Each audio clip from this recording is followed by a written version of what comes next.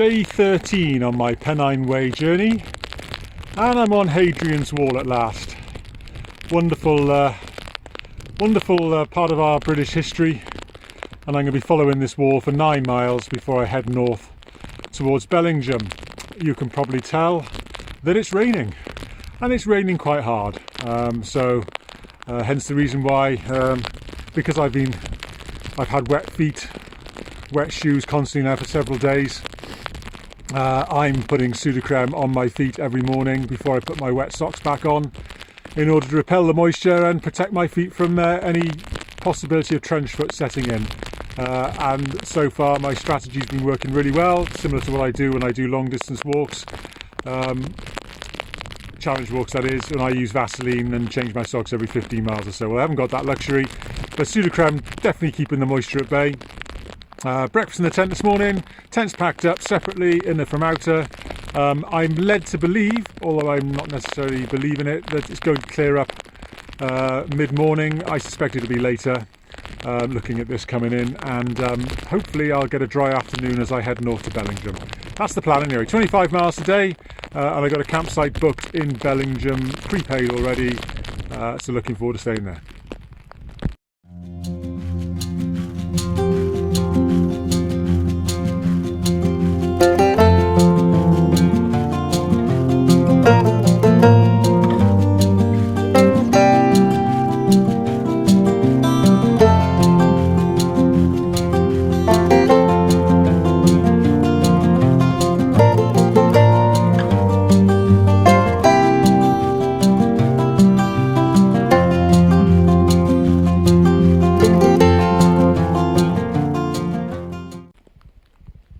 I'm at Mile Castle 42 on Hadrian's Wall, and this is one of the best preserved ones on the wall. Here would have been a tower, and centurions would have been stationed here looking north to ensure that the barbarians weren't going to breach the northern extremities of the Roman Empire. It's in really good condition, and just over there is the Caulfield Quarry, which is now flooded. Yeah. Impressive.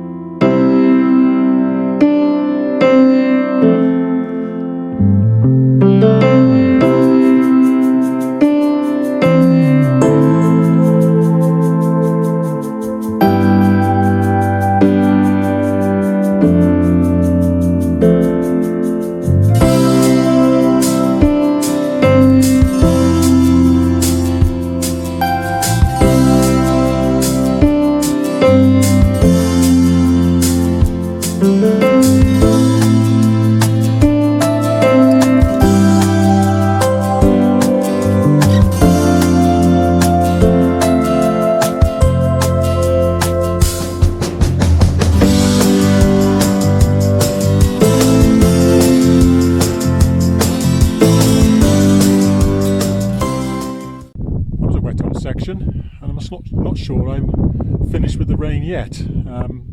9 miles done. This is Rappershaw Gap, and that sign behind me is a relatively new Pennine Way sign. So I'm about to enter the land of the barbarians as I head north through Northumberland towards Bellingham. Just had a bite to eat, really enjoyed the wall despite the weather.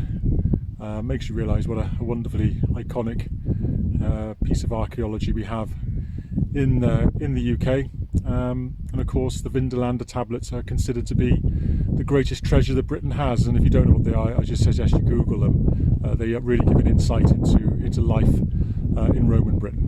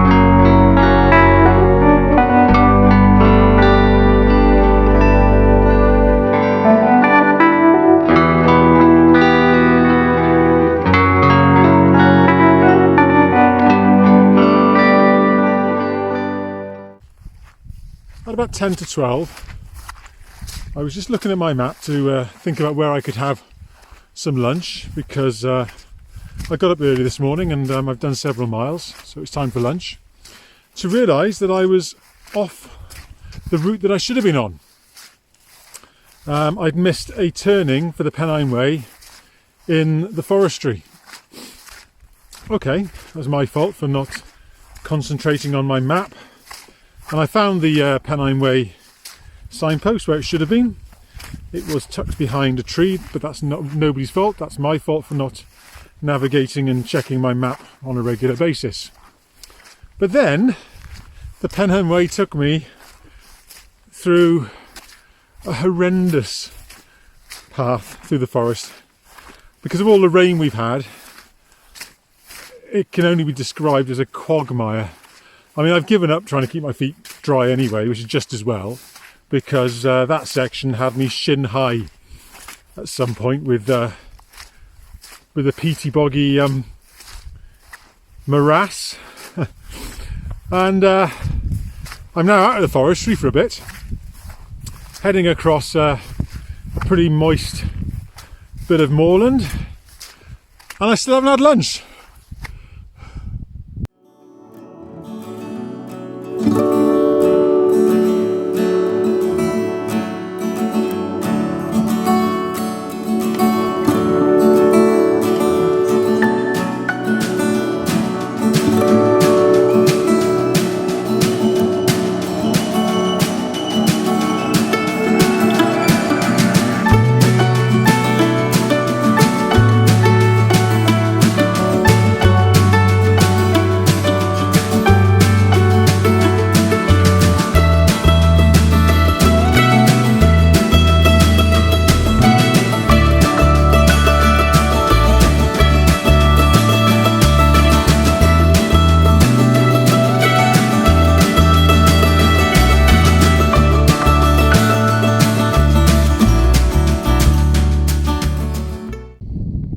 Coming to the end of day 13, a day of two halves, a really wet morning, a lovely dry afternoon. Loved Hadrian's Wall, lots of history there, lots of things to look at.